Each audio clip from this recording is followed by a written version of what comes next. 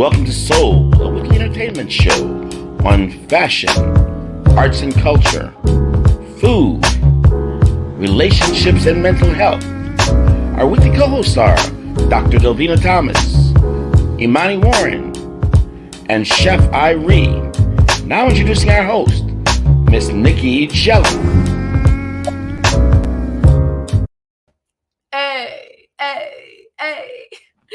Hey y'all, it's your girl. I am Nicky G, also known as Nicky Says You Only Live Once. And welcome to another episode of MIA Magazine Presents.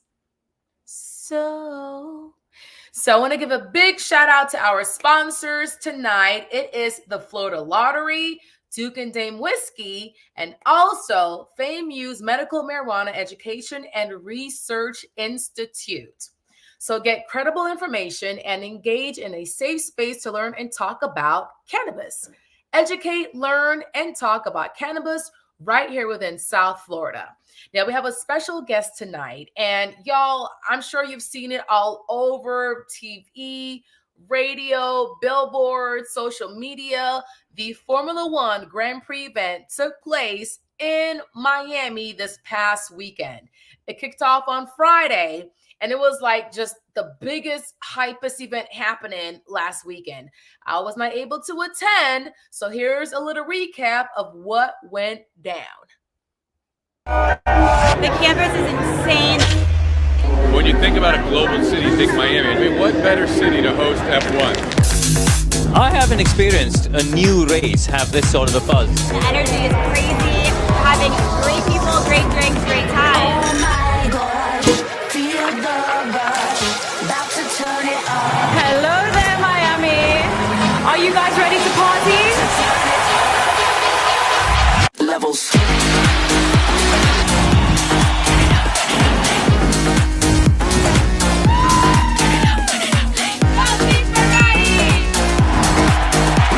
I cannot wait to see these cars on the track. Let's go. See so many people in the grandstand, it definitely motivates us. It's lights out, away we go. Max Verstappen wins in Miami.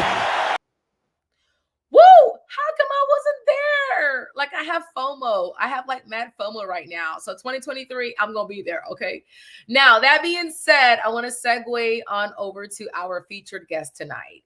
He is the Vice President of Communications and Community Affairs for the Miami Dolphins and the Hard Rock Stadium.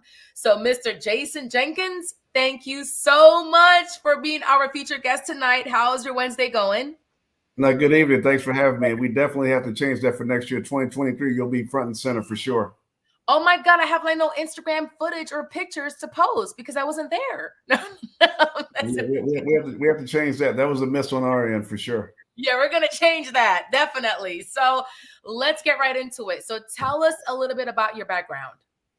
Well, I grew up in Texas in a sports and entertainment background. My father was a professional football player and a coach. My mother was an educator. And sports and education and entertainment was always in my blood.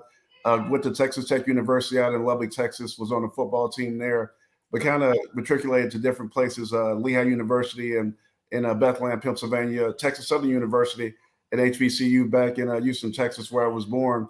And then I got a chance to work for San Francisco with the 49ers, and then now here in Florida with Miami. So I've been fortunate enough to be in a lot of great cities, a lot of great environments, had a lot of great mentors and people that helped mold and shape me.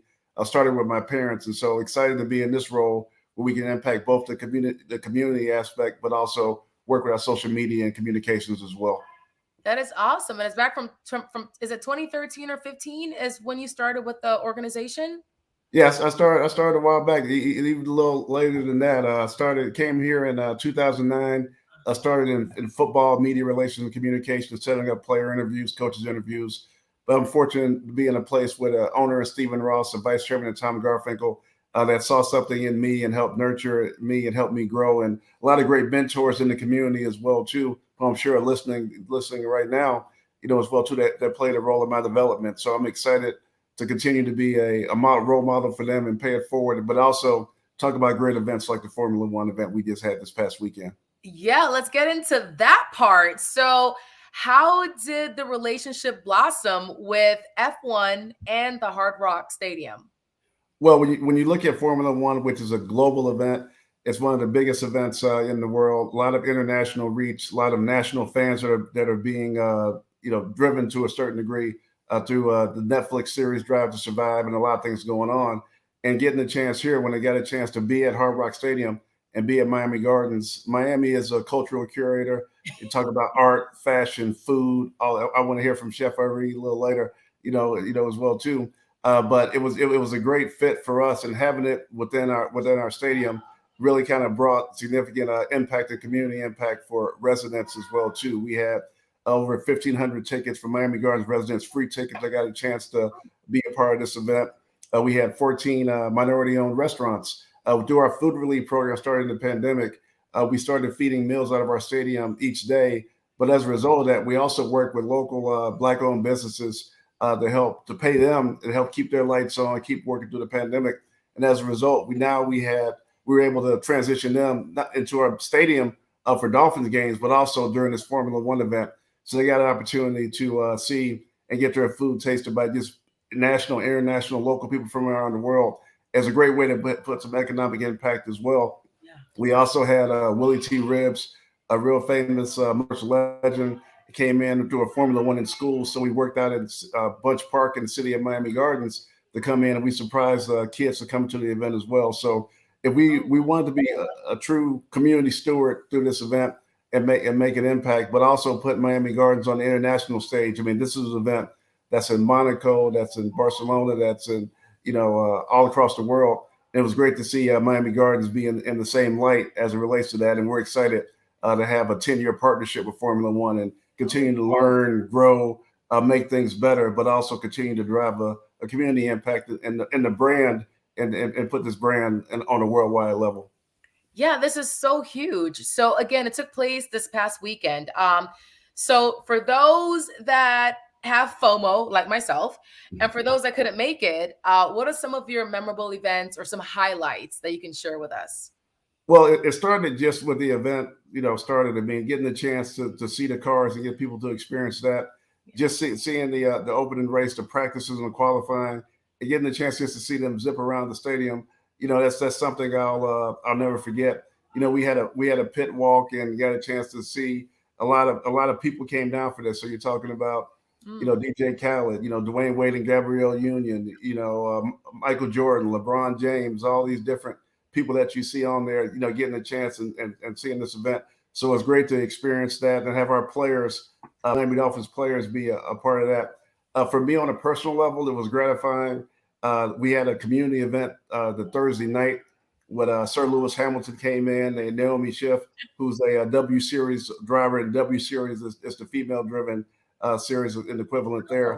And getting a chance to have him interact and see Miami Gardens, he reflected on there. He said, "This is the first time, I'm doing an event like this and looking at a crowd that's looking back at me that reflects me, and my culture." So that was extremely gratifying to see as well. So just having the ability to have this community event, showcase what Miami Gardens was about, showcase what the African American community was about, and see Lewis resonate in that way as well too, I think was extremely gratifying. And we're excited for him to be a part of this for years to come, but also to try to grow the sport and not have that. You can be the next Lewis Hamilton, but you can also be the next engineer that's designing his car. You can be STEM, you can be on the motor crew. So seeing and trying to inspire these youth to have careers in motorsports, I think was a very gratifying piece of it. And it ended with the community event. And you see here Willie T. Ribs, who set the standard for motorsports as a whole. But it was very, very gratifying to see that on an international stage. Very, and we have one of our viewers, Charmaine Fenton. She goes, "It was a great showcase." So definitely good to see that. And so based on what you said earlier, I do have a few future questions that I want to talk about as far as people of color in this sport and also women as well. And so growing up, this is a personal story and maybe it resonates with other viewers as well. But growing up, Formula One to me, it's a European sport. So that being said, it didn't really cater to me. I'm a woman of color. I'm also Caribbean Jamaican, but it didn't really resonate to me in that aspect. For me, what was really exposed and shown to me was NASCAR. You know, it's American sport, United States, Jimmy Johnson, Earl, Dale Earnhardt. So it's like that's what I'm used to seeing. And now there's F1. So my question is, that being said, why did F1 Grand Prix choose to have this event out of all places in Miami? Well, I think the main thing is they've talked about trying to have a foothold in the United States, and I think, and in our country, and I think when you look at it, they have such a global reach. I mean, when you talk about the international reach, it's similar to like a World Cup, it's similar to like a Super Bowl for us, and I think real as they have their expansion plans and really want to make a footprint. They started in Austin, in Texas. They had an event called COTA. They're going to Las Vegas next year, but I think for us, Miami and Miami Gardens was a true area that they wanted to be just because of the amount of what you talked about, the culture, the diversity, the inclusion. And we all know, Miami is an amazing place when you talk about all the different cultures and lifestyles that connect. And so I think it was they're very keen on being down here. I feel that, we worked hard to deliver a great event. Still got a lot of work to do. Still want to improve on things. But I think the ability to be in this space, and why not Miami? We all either live here, fortunate enough to live and grow up here, or moved here for a reason. And I think having these international type events was the way to go. And if you want to have a foothold in America and really get the culture of the country, you start with Miami. And yeah, definitely. Hence my question. And my other thing is this. So again, I guess when I say locally, within the United States, NASCAR is a sport that we're familiar with. And now with Bubba Wallace, he's like repping for us. Definitely. He's NASCAR, he's a man of color, and NASCAR has had its history as far as, sensitive conversations when it comes to race. So now with F1 Formula bringing this down to Miami is definitely a melting pot, especially with the Black and brown community. Absolutely. Now, that being said, to me, and the perception is that sport isn't really targeted to us. It's not really targeted to us, Black and brown, Black, Hispanic. So with them bringing that event down to Miami, what kind of impact are they looking to change as far as that? How are they going to spark our interest? Yeah, I like how you said spark there. That's nice little wordplay when it comes to that. But I think your boss and all of our boss, Dexter Bridgman, he asked that question when he was down there, and I think the main thing is just exposure and commitment. I'm fortunate enough to be in a role where I am, that we were able to be committed and have this community impact.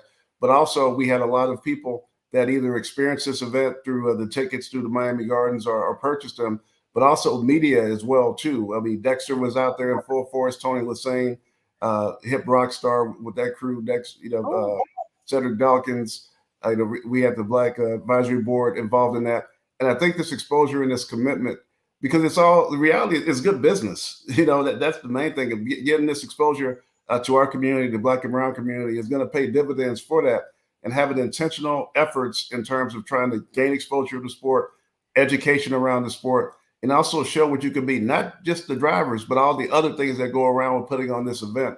It's great. One thing I didn't mention is that we also had 12, interns across a variety of our businesses that were part of this program that were either from residents of Miami Gardens or either went to Florida Memorial University or St. Thomas. So, getting that exposure. And I think this is one of these events that when you go, you get hooked. When you see it, you get hooked. When you get experience, you can see you can grow. And there's also a true business economic impact around there. So again, I just feel it's an opportunity when you see it, when you experience it, you're pretty hooked on it. And that's going to be the goal, especially over these next several years. Yeah, and we have a couple of commentators here. So Michelle Ralston goes, our boss, she's referring to Dexter. And then Dexter goes, it was a fantastic experience. Definitely. And Charmaine goes, agree, Nikki, great point. So yeah, I did my research, and again, I'm not really that familiar with the whole F1 environment or the racers, but I do know there's a particular black racer. It's Sir Lewis Hamilton, and I believe he's British. That's why I sound like this, but he is British and quite popular because he is the only black man that's in this white-dominated male, sport. So, and I believe his background is he's Grenadian. Grenadian is his background. Yeah. So yeah. So definitely more representation is needed. And because of that, him and the Bubbas of the world, like they speak to us. It's like, wait a minute. They're in that sport too. It's not just the NFL. It's not just NBA. We can actually dominate in other sports that is predominantly, it's mainly the white audience. So we're killing it with the tennis. Venus and Serena, thank you so much. Tiger doing it with the golf, you know what I'm saying? So yeah, this is another sport that we can definitely speak to us and know that, yeah, we could be a part of this as well, So yeah. Now, my next question is this. So again, I did my research. So F1, the sport, it's male dominated. And the last woman to participate in the sport, I believe she was Italian. Her name is Leila Lombardi, and that was 45 years ago. 45 years ago. As of right now, today, about 1.5% of are women. They're women. So why do you think there is a lack of presence with women being in the sport? Well, I think that's one of the things. They have a group called the W Series, and that's women, the women's series, and female dominated. So, and there was a great showcase for us there. We actually work with them. There's a local organization, Women of Tomorrow, that we work with, and we had young ladies and young women get a chance to meet with the drivers, meet with their CEO, and talk about careers and lifestyles in sports, and that specifically with the women's series. So they put on the show. For that event, as well. We had, and that's one of the things about this event. We had the Formula One drivers and race, but we also had the W Series had a race, the Porsche Series as well too. I don't know if Dexter put his Porsche in for that one. I saw him out there, but I couldn't tell. But I think there's just quite a different opportunities, and I know the W Series is an amazing organization and group that's really making a mark on there. But also, again, showing that exposure, showing that commitment, showing that inspiration to the group. And I just think we're just continuing to grow, especially being down here in Miami. Right, yeah, because we can do it too. You know what I'm saying? We may be women, we got nails and long hair and everything, but we can definitely ride with the boys, okay? All right. So I know there's a 10-year contract, and I'm looking forward to 2023. So we can definitely visit as a F1 MIA on Instagram, and also just Google F1 Formula Miami Grand Prix, and we'll also see information for next year as well. So what would you tell your younger self, and how old would you be? Well, tell my younger self to just say whenever you have any trials and tribulations, just continue to have faith.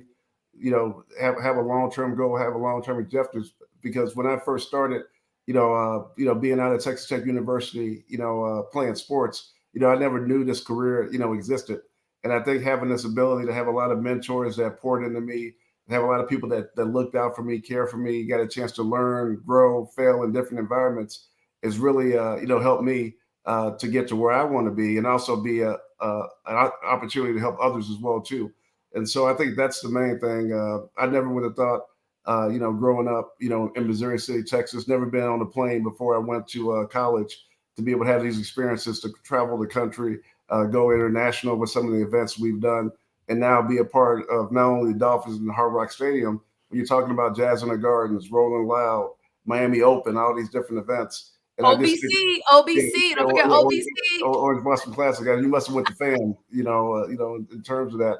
But it's just such a thrilling and exciting time to be with this organization, to be here. And I would just pinch myself. And just when you think about the tough times that you might have had, just say they weren't as tough as you thought they would be, because you just continue to see the light at the end of the tunnel. Definitely, all about exposure and just breaking that cycle. Telling yourself, yeah, I can get out there. I can expose my mind and expand my thinking. And yeah, I can just go after that. That thing that I think I couldn't do, yes, I can totally do it. So Thank you so much. And just really admirable. You're a man of color. You're in this role. You're making a change. You're trying to help make a change, especially for us Black and brown people. So thank you so much. Really excited. I look forward to next year. And yeah, I'll see you next year. No, sure. Yes, absolutely. No question about that. Well, thank you. Yes. Well, thank you so much. Happy Hump Wednesday. And you have a wonderful night tonight. Yes, ma'am. You do the same. Awesome. And now on to my first co-host. She is our board certified psychiatrist and also the founder of the Brain Love podcast. So Dr. Ama Delvena, how are you? Yay! Hey, Nikki, are you ready to take the couch? For you always. Awesome. So we know that May is Mental Health Awareness Month, and we were just talking about Formula One. Rarely do you hear mental health professionals and people talk about mental illness amongst racers and car drivers. So I want to take a moment because this is a great way to go into a discussion about these types of athletes and the mental health issues that they endure. You guys mentioned Bubba Wallace. Bubba Wallace actually came out in May. I said came out usually means something else, but he revealed in May that he was struggling with depression. He went to see a sports psychologist, a sports psychiatrist, and after a few sessions, he stopped his sessions because he didn't feel like it worked for him.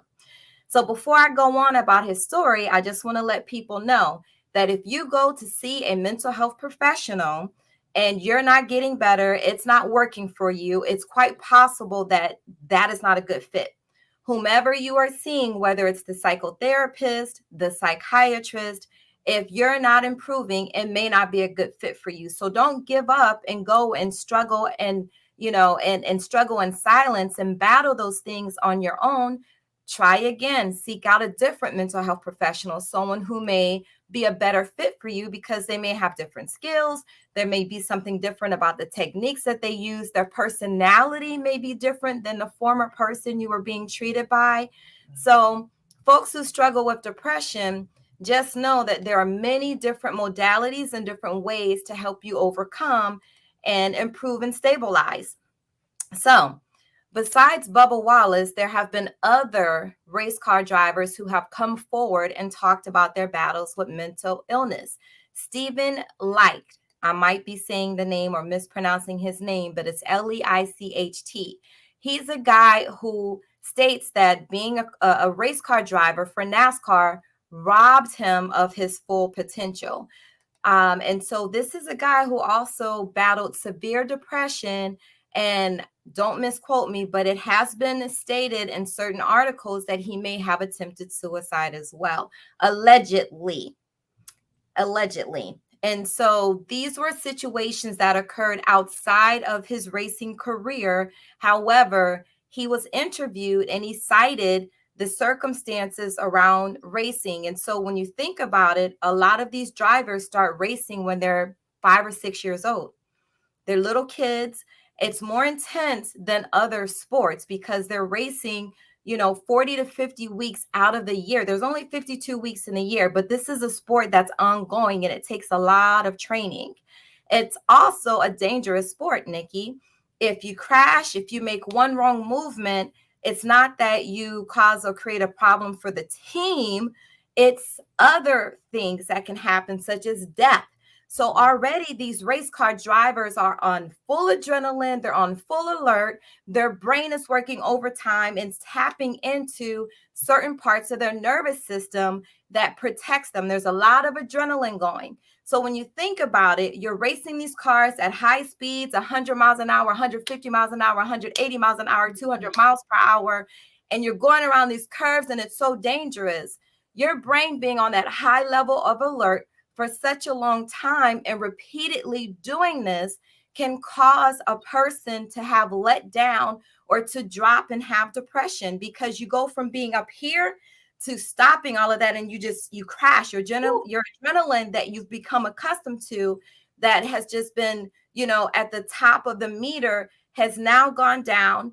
And so there's a big difference that a person feels between their adrenaline being here we go, and being down here. And so it's a complicated sport and it creates a lot of fluctuations with the brain.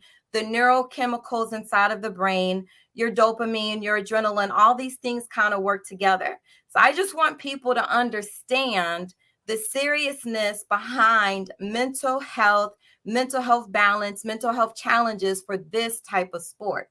Because, we've seen people like in gymnastics and tennis, also in football and basketball, they come forward and they talk about their mental health battles. But for the reason like you described, Nikki, a lot of people don't know about NASCAR and Formula One because these are typically not Black sports. I know I just said a lot. Well, Dexter goes, wow, Dr. Delvena, you did some serious homework, girl. That's what Dexter just said. Yeah, she did, Dexter. She sure did. Yeah, but I can just imagine the high that goes with that sport. It's a rush. It's like the Olympics. It's a lot of pressure. It's a stressful pressure that's put on them, and it's a fast sport. It's also dangerous. Safety. Absolutely. Yeah. You just summarized it all. So, and being with, we're honoring Mental Health Awareness Month this month. So I just wanted to tie the two together, the Formula One, the racing, the NASCAR, mental health and wellness, and just remind people, encourage one another, encourage each other to seek care, to seek out mental health treatment, whether that's a formal thing that you're doing or just encourage people to be healthier, to get outside and walk, eat healthy, get their sleep, do some yoga, whatever it is that makes you feel better. Stretch every night, but take care of yourself mentally. Yeah, I agree. 100. Definitely. And don't forget, go on Amazon and order my pamphlets, y'all. Do you have copies to show us? Do you have? Give me a second. Right here. Okay. I'm coming right back. Yeah, she wrote I think 3 books. Okay, there it is. Brains. Yeah, go ahead. Brain Sleep. And we also have Brain Food. I have not done a formal launch yet, but coming soon. These are available on Amazon. You can do a search for Dr. Delvena, DR space DEL, V as in Victor, ENA. Yes, there they are. I love our producer. She is always spot on with stuff. So these are it. It's a very layman's written pamphlet to help people understand sleep hygiene and help folks understand how what you eat and what you don't eat can affect your mood and your mental health. That's all I got. Is that you on the cover? That's you on the cover? So these pictures were hand drawn, hand sketched by Alfrena Musa. That name may ring a bell to a lot of folks because she's a Miami Gardens artist. She is a bad girl. She can draw and paint her tail off. She's drawn murals for me in my house. And she did all of the hand sketch pictures for both of these pamphlets. All of the pictures are not hand sketched, but you can tell the ones which are. So if you decide to order the pamphlet, guys who are watching, please do an Amazon review and let me know your honest opinion on what you think. Perfect. Well, thank you so much, Dr. Alma, and we'll see you next week. All right. Say brain love. Brain love. I beat you to it. And now on to my next co-host. She is our arts and culture connoisseur. She knows everything that's happening as far as the museums, events happening, musicals, just anything that's culturally related to the brown and Black community. So Imani Latifa, I think we have a video tonight. So let's go ahead and drop it. Peace up, my MIA Media fam.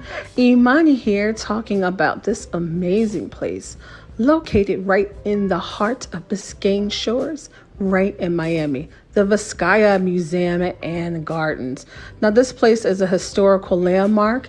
It was owned by James Deering, and sometimes you have to visit places that you might not necessarily go, but this place is absolutely gorgeous. I mean, pull out your selfie stick. It kind of gives you a little bit of inspiration about some of the things that happened in earlier 19th century, 20th century Florida. So, and to be honest, The hands that built this place were the hands of African Americans, particularly the Bahamians, but that's another story. But we should investigate that more.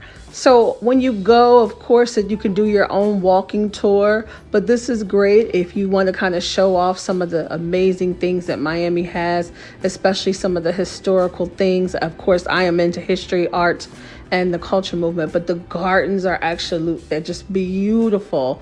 And it's like 3 levels, over 40 rooms in this place. So you can kind of go and walk around. People are there taking pictures of every single thing to remind you of that 19th century, 20th century time frame. This is the kitchen, which is actual copper pots that was upstairs on the 2nd floor of the house. And of course, the lovely gardens. I mean, if you want to take selfies, this is the place to do it.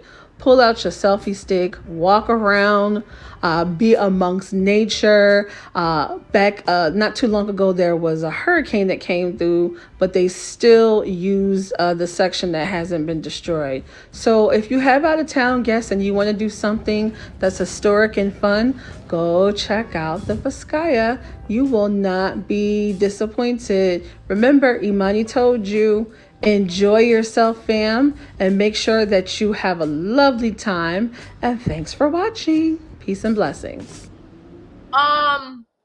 Imani, you had me at selfies, boo-boo. Okay, when I saw the greenery and I saw the whole, infrastructure and everything, you had me at selfies. So we'll plan a day. We'll go together. We'll get some content together, okay? All right. Wait, so Charmaine goes, it's so beautiful. And Donna, I believe it's Keratin, goes, absolutely beautiful. Oh, and Charmaine's going to join us too when we get our content at the Viscaya Gardens. Okay, great. So now on to our next co-host. He is such a foodie. He is a private and personal chef. He's also a host on Taste the Islands on American Public Television. His food is just it's just off the chain. It's Caribbean, Jamaican fusion with his little touch. So, Chef Irie, bloop, bloop, bloop, bloop. Where you there? Greetings. Let us yes, yeah, let me hey, I'm good. What's up, baby? What's up? Happy Hump Day. I have my ready for you. Ooh, girl, you stepping up in style, baby. Ooh, with a long stem and all. Hey. Yes, honey. And that would be what?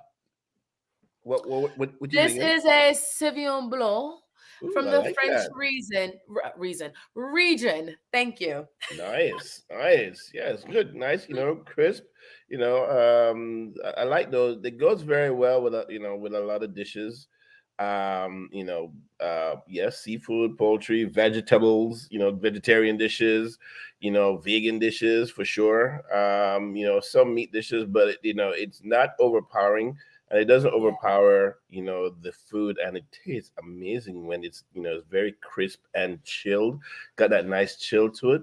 Yeah, so good choice, my dear. Good choice. You know your wine. That's why I like it. Okay, go ahead. Girl, I'm trying out here, like a girl trying to get a nut.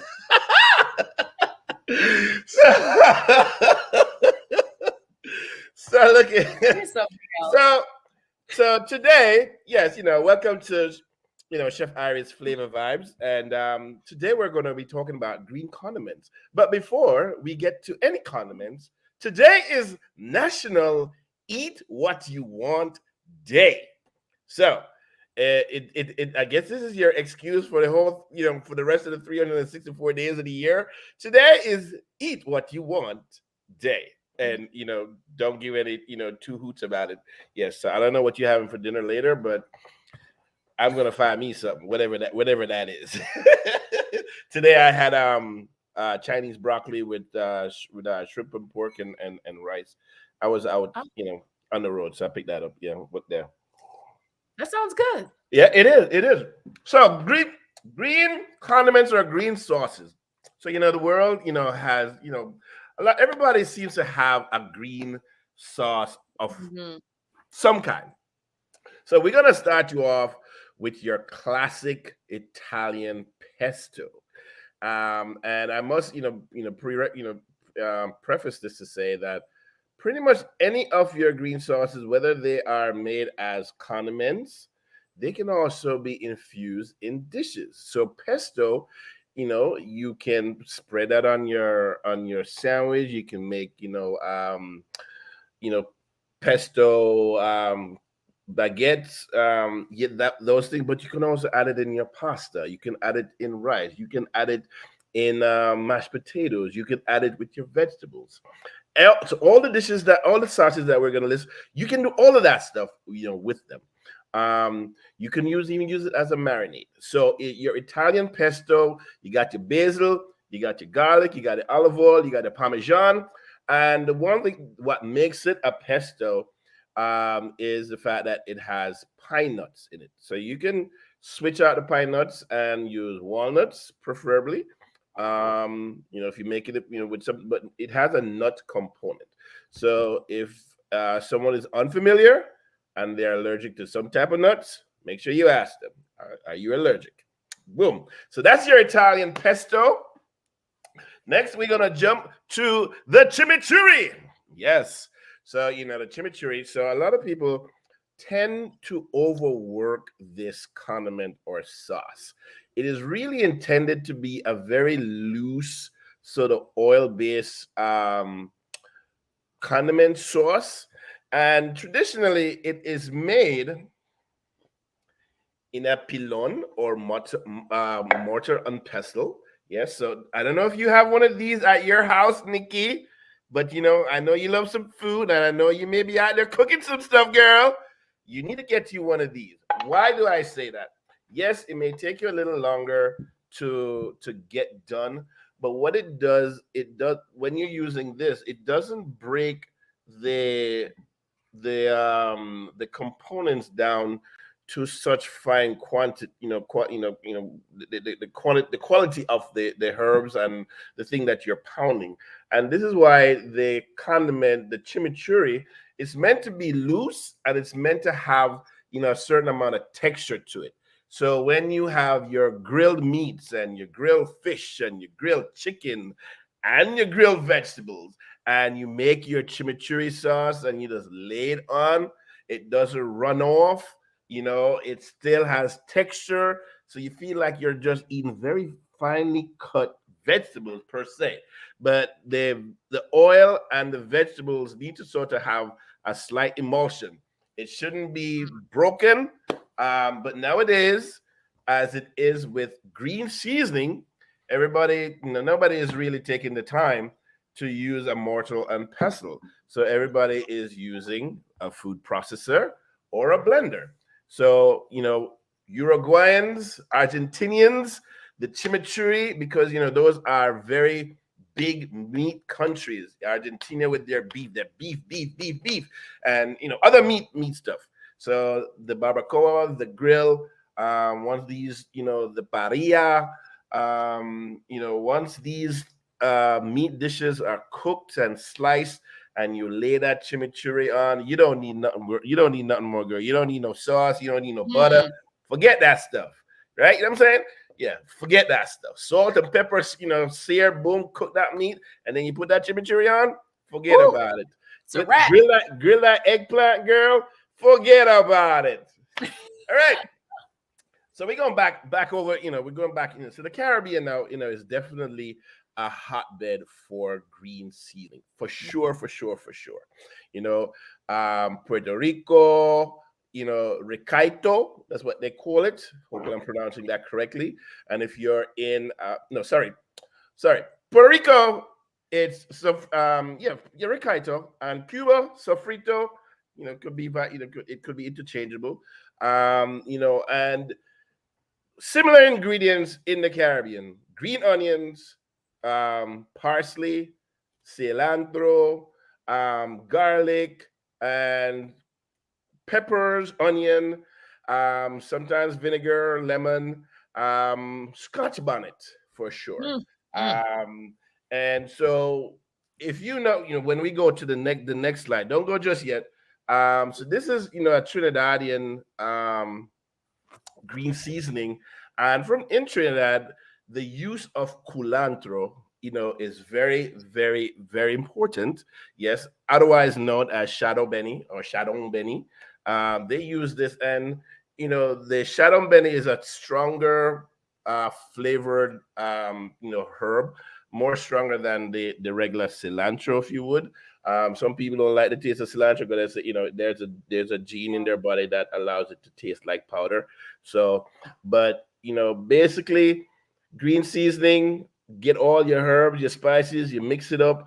Put whatever you want, whatever you have, available. And the good thing about a lot of the green seasoning, you can bottle them up, jar them up, and they will last for several weeks. If you don't want to do that, you can freeze them, as you see here, put them in the ice cube and freeze them. So boom, that's part of your green seasoning throughout the Caribbean. But we are celebrating this is Haitian Heritage Month. So I had to end on a strong note. You know what I'm saying, baby? Yes. The épice.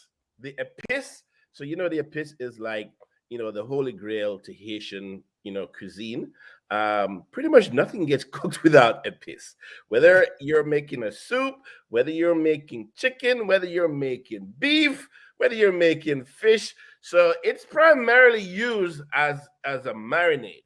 But when you make these other things, and you're having your soups and stews and all that good stuff, and you got some épice. I don't know any Haitian household that again got some épice ready to go. Okay, it's always even if it's this much, there's always épice in the household. So you can always add this green seasoning to enhance flavor. And if you notice, just like anything that is made like this and is traditional to their culture, every household has their own version of recipes. So if you notice in this picture, in the middle, the color, on the one to the left, you notice the color and the texture, and the same thing on the right. The right, probably more yellow peppers are used in this to give you a certain type of color. So the Haitian épice, parsley, cilantro, peppers, garlic, scallion, the peppers, red, green, yellow. So some people like to use more green pepper. Some people like to use more yellow pepper. So it's just a matter of flavor, of preference, of what they want to use and what they want to see. And of course, you can't forget the Scotch bonnet. Some people may do that, but trust me, your épice is right up there when you add some Scotch bonnet up in that beast, man. I'm just saying. Mm-hmm. So here's a funny thing. I hear when I read stuff now, people are saying green seasoning in Jamaica, blah blah blah blah blah. I did not grow up with green seasoning. That was not part of my mother's inventory. So that was totally unknown to me, and I'm sure people that from my generation, that was not a big part of our culinary, if you would, etiquette and foundation. So when people are saying, oh well, this is definitely a part, it's not a cross the board type of thing. And I think as people got to know more people started traveling more and meeting more. Those things, went into, all the different countries and learning how to make, green seasoning, learning more how to enhance and give more flavor to your food. So if you're out there this weekend, make yourself up some green seasoning, Google it, whatever you want. If you want to do épice, you want to do the Trinidadian way. If you want to do the Caribbean way, make you some sofrito, recaito, make you some, put it in a jar. And as you're cooking, flavor that bad boy up, get the best, the most you can out of what you're cooking, so you can always have some food and fire experiences. Well, the key word you said is traveling, because, in the United States, as far as, the Caribbean or South American or, even the African restaurants, I think they kind of, they do a lot of short steps to cater to the American palate. So there's a couple of things that they don't include because maybe we're not going to be able to adapt to that type of taste, or maybe I feel like they cut out a couple of steps. So when you do travel, yes, you're immersed in that culture authentically. Yeah, it's more authentic. Authentically, and and the authenticity that of culture. it. Yeah. So all those green sauces, like some of them I had no idea. I haven't even heard of them until you showed it tonight. So I go to a lot of different restaurants, different countries, but again, they don't really include a lot on the menu or their entrees because we're not used to it, or they're just I feel like they do cut out a couple of steps. So as far as traveling, it does bring a different experience to our palate as far as what's authentic to that country and that culture. So again, traveling, I think it's so important because it's exposure and it helps us immerse ourselves authentically in that culture. Yeah, and so real quickly, so traveling, that, and I agree with all of that. For me personally, what it actually did for me when I started being able to go overseas, or even just locally, and even to be able to speak and interact with people from other cultures here locally, is that it elevated, my cooking, and not just the actual part of the cooking, but the understanding of what I'm putting together. So when you start to take a little bit here and a little bit there, it's not it's nothing, it's never random. It's very calculated, because it still has to make sense. But being able to put, elements of one culture or several cultures together, but you also have to understand where it comes from and understand the whys behind it. The whys behind the spices and all that good stuff. So traveling for me was an amazing thing. It allowed me, like I said, to elevate. But you come back and you become inspired, to do some cool stuff. So when you look at pesto, everybody, there's so many different types of pestos, but it started with the basil pesto. Now you got kale pesto, you got collard green pesto. If it's a green, it's a pesto. You know what I'm saying? And the great thing about it is, you can make it as, it's a primarily a vegetarian dish. It is. It's pesto. Yeah. Right, but it's not vegan because of the cheeses that you use. So if you're using, non-meat, vegan cheeses, sure, fine. But the fact that it is a tasty condiment, you can make these green sauces out of. All you gotta do is just spread some on some fresh bread. Ooh. Trust me, girl. It is so simple. If people don't realize it, man, especially if it's made very well. One of the simple, and to this day, it still blows my mind. My trip to when I was in Madrid, Spain. The simplest thing is a thing that still blows my mind today, and that is the tomato salsa that is served at breakfast every morning. And there's nothing simpler than fresh tomatoes, olive oil, salt, and pepper. With some bread.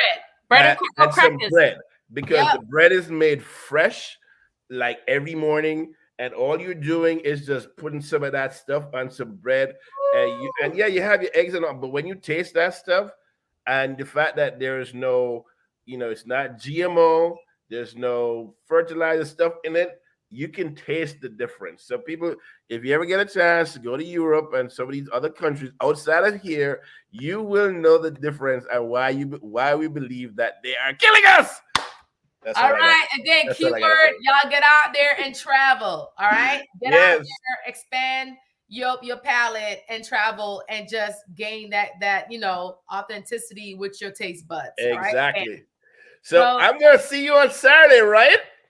Yes. You better come correct. You better your wardrobe better be on point, because if you're not looking cute, we're not taking no pictures together. Girl, all right. I had to go out and get me a penguin suit. Yeah, you gotta come looking right. Okay, anywho. And see you on Friday. This Friday, I'll be on the Ricky Smiley Morning Show at between 9:30 and 9:45, baby. Yeah, so that's where I'll be tomorrow. Favorite slot in Florida, yes. All right, okay, Mr. Irie. So we'll see you I'll see you Saturday, and we'll see you next week Wednesday. Tomorrow night, Saturday, next week Wednesday. Perfect. All right, Chef. And y'all, tomorrow is Thursday. That means it is Lunch with Legacy Leaders with Anne-Marie Serral at 12 p.m. And also our very own Chef Irie, Flavor of South Florida at 7 p.m. So stream live on Facebook, YouTube, and LinkedIn. Y'all have no excuses whatsoever. So again, visit MIA Media GRP. Again, that on Facebook, that is MIA Media GRP. On Instagram, it is MIA Media GRP. So thanks for tuning in. And yeah, we'll see you next week, Wednesday. Have a good night.